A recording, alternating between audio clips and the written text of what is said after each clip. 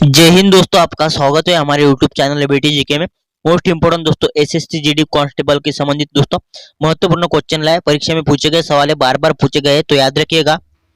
चलिए दोस्तों शुरू करते हैं। तो सवाल फर्स्ट है दोस्तों, प्रसिद्ध कवि कालिदास निम्नलिखित में से किस गुप्त शासक के राजकवि थे? दोस्तों प्रसिद्ध कवि कालिदास दोस्तों किस गुप्त शासक के राजकवि थे? तो बताइए दोस्तों। तो इसका राइट आंसर होगा ऑप्शन बी, चंद्रगुप्त द्वितीय। दोस्तों जिसका भी ऑप्शन बी आ रहा है उसका करेक्ट आंसर होगा चंद्रगुप्त द्वितीय के दोस्तों प्रसिद्ध कवि कालिदास राजकवि थे। तो याद रखिएगा, मोस्ट इंपोर्टेंट सवाल है।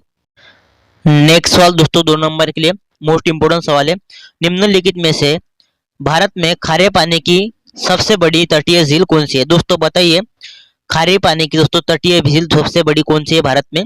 तो इसका राइट आंसर होगा दोस्तों चिल्का झील। जिसका भी ऑप्शन डी आ रहा उसका राइट आंसर होगा दोस्तों, याद रखिएगा चिल्का झील दोस्तों भारत में खारे पानी की सबसे बड़ी तटीय झील है। तो याद रखिएगा दोस्तों। बताइए चिल्का झील किस राज्य में? तो दोस्तों चिल्का झील याद रखिएगा उड़ीसा राज्य में स्थित है। तो याद रखिए ये भी।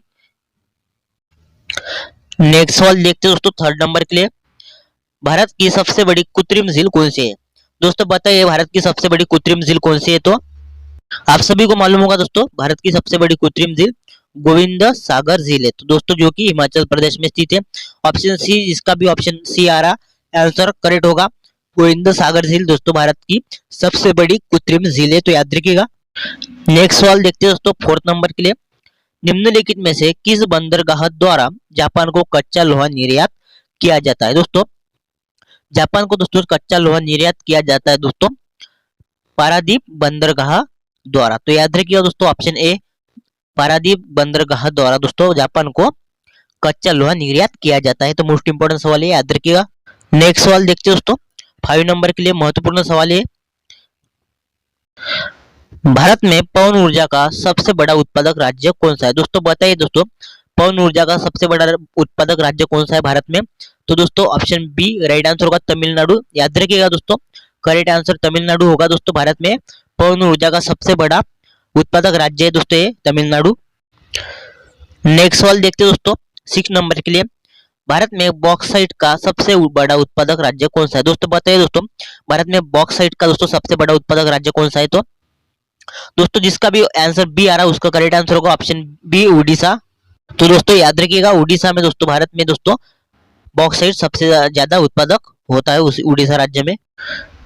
नेक्स्ट सवाल देखते हैं दोस्तों 7th नंबर के लिए, गुरुमुखी, डोंगरी और सिंधी लिपि की उत्पत्ति निम्नलिखित में से किस लिपि से हुई है? दोस्तों बताइए दोस्तों गुरुमुखी, डोंगरी और सिंधी लिपि की उत्पत्ति दोस्तों किस लिपि से हुई है? तो इसका राइट आंसर होगा शारदा लिपि से। ऑप्शन ए करेक्ट होगा शारदा लिपि। नेक्स्ट सवाल दोस्तों 8 नंबर के लिए, बेसिलिका ऑफ बॉम जीसस नामक विश्व धरोहर स्थल किस प्रदेश में है? दोस्तों बेसिलिका ऑफ बॉम जीसस नामक विश्व धरोहर स्थल है दोस्तों जो कि दोस्तों गोवा में स्थित है। तो ऑप्शन दोस्तों ए राइट आंसर होगा, जिसका भी ऑप्शन ए आ रहा है उसका करेक्ट आंसर होगा गोवा। दोस्तों अभी तक चैनल को सब्सक्राइब नहीं किया होगा तो सब्सक्राइब कीजिएगा और वीडियो पसंद आ रही है तो वीडियो को लाइक कीजिएगा। चलिए दोस्तों 9th नंबर के लिए सवाल, निम्नलिखित में से किस भारतीय राज्य को भारत का खाद्य भंडार कहा जाता है? दोस्तों बताइए दोस्तों भारतीय राज्य दोस्तों खाद्य भंडार के नाम से प्रसिद्ध है दोस्तों। तो बताइए दोस्तों ऑप्शन सी पंजाब करेक्ट होगा। पंजाब को दोस्तों याद रखिएगा खाद्य भंडार दोस्तों कहा जाता है भारत का। नेक्स्ट सवाल दोस्तों 10 नंबर के लिए, भगवत गीता महाभारत के किस पर्व से संबंधित है? दोस्तों बताइए भगवत गीता महाभारत के किस पर्व से संबंधित है? तो ऑप्शन है भीष्म पर्व। जिसका भी ऑप्शन ए आ रहा है उसका करेक्ट आंसर होगा भीष्म पर्व से दोस्तों भगवत गीता महाभारत से दोस्तों संबंधित है। तो याद रखिएगा। नेक्स्ट सवाल दोस्तों 11 नंबर के लिए, भारत के किस औद्योगिक नीति वक्तव्य में पहली बार छोटी इकाइयों को परिभाषित किया गया है? तो इसका राइट आंसर होगा ऑप्शन डी औद्योगिक नीति वक्तव्य 1977। ऑप्शन डी याद रखिएगा। नेक्स्ट सवाल दोस्तों 12 नंबर के लिए, भारतीय संविधान का 74वां संविधान संशोधन किससे संबंधित है? दोस्तों बताइए भारतीय संविधान का दोस्तों 74वां संविधान संशोधन दोस्तों किससे संबंधित है? तो नगर पालिका से। ऑप्शन डी, जिसका भी ऑप्शन डी आ रहा है उसका करेक्ट आंसर होगा नगर पालिका से दोस्तों संबंधित है। नेक्स्ट सवाल 13 नंबर के लिए, भारत की मुख्य भूमि को रामेश्वरम द्वीप से कौन अलग करता है? दोस्तों बताइए दोस्तों, भारत की मुख्य भूमि को रामेश्वरम द्वीप से कौन अलग करता है? दोस्तों कमेंट में बताइए। तो इसका राइट आंसर होगा पंबन चैनल। पंबन चैनल दोस्तों भारत की मुख्य भूमि रामेश्वर को दोस्तों अलग करता है। अगला सवाल दोस्तों 14 नंबर के लिए, निम्नलिखित में से कौन सी नदी दक्षिण भारत के पठारी प्रदेशों को दो भागों में विभाजित करती है? दोस्तों दक्षिण भारत के दोस्तों पठारी प्रदेशों को दो भागों में विभाजित करती है नर्मदा नदी। तो ऑप्शन डी जिसका भी आ रहा है उसका करेक्ट आंसर होगा नर्मदा नदी।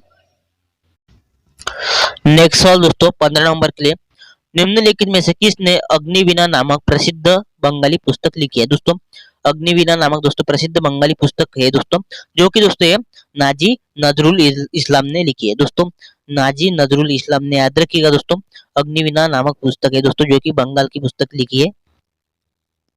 नेक्स्ट सवाल दोस्तों 16 नंबर के लिए, किस मुगल सम्राट के शासनकाल को स्वर्णिम युग कहा जाता है? दोस्तों स्वर्णिम युग दोस्तों कहा जाता है शाहजहां के शासनकाल को। ऑप्शन बी जिसका भी आ रहा है उसका करेक्ट आंसर होगा शाहजहां के शासनकाल को दोस्तों स्वर्णिम युग कहा जाता है। तो याद रखिएगा, मोस्ट इंपोर्टेंट सवाल है। नेक्स्ट सवाल दोस्तों 17 नंबर के लिए, अंतरिक्ष यान में बैठे हुए किसी अंतरिक्ष यात्री को आकाश का रंग कैसा दिखाई देगा?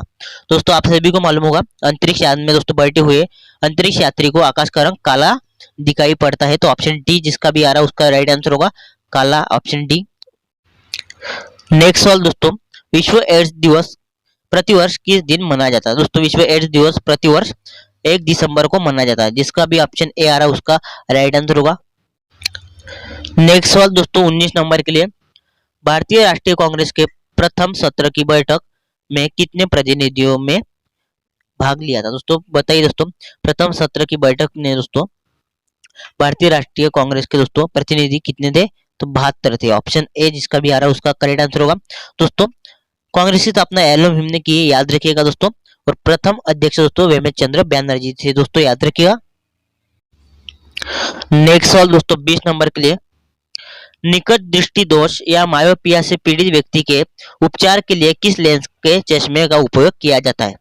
तो दोस्तों बताइए, निकट दृष्टि दोष या मायोपिया से पीड़ित व्यक्ति को, तो इसका राइट आंसर होगा अवतल लेंस का उपयोग किया जाता है दोस्तों, ऑप्शन बी जिसका भी आ रहा है उसका करेक्ट आंसर होगा। नेक्स्ट सवाल देखते हैं 21 नंबर के लिए, संयुक्त राष्ट्र मानवाधिकार दिवस अंतरराष्ट्रीय मानवाधिकार दिवस प्रतिवर्ष मनाया जाता है। दोस्तों बताइए दोस्तों, संयुक्त राष्ट्र मानवाधिकार दिवस प्रतिवर्ष किस दिवस पर मनाया जाता है? दोस्तों ऑप्शन सी 10 दिसंबर इसका करेक्ट आंसर होगा।